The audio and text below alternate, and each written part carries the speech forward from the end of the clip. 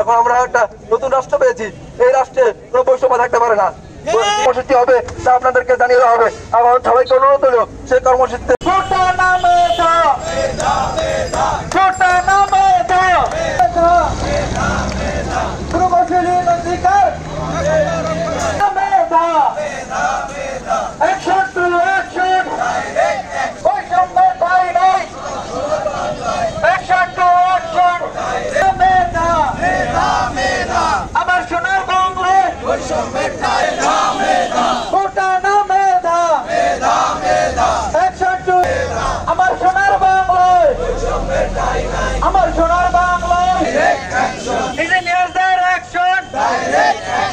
আমি প্রবীর আমার সোনার বাংলায়